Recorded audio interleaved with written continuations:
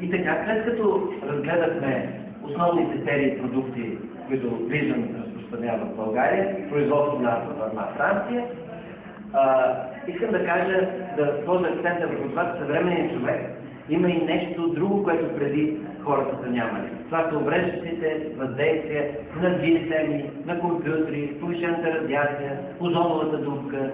И тъй като съвременният човек прекарва пред компютрите поне 3-4 или повече часа на ден и пред GSM-а си, взимайки се в древните цифрички, съвременният човек ще е подложен на огромен риск за своето, едно от най-ценни неща, които притежаваме, за своето зрение.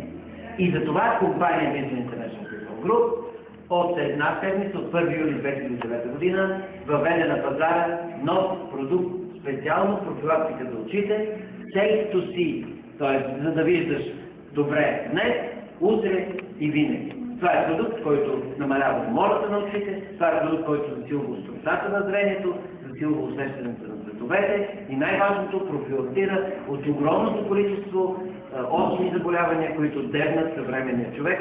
И фактите са ужасни. В света има над 40 милиона души с тежки увреждания на зрението.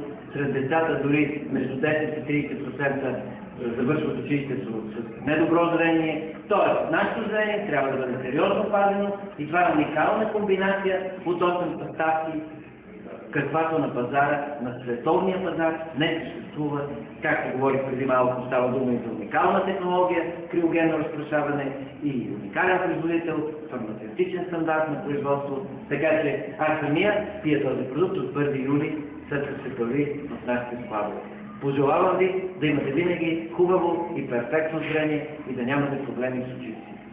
Благодаря.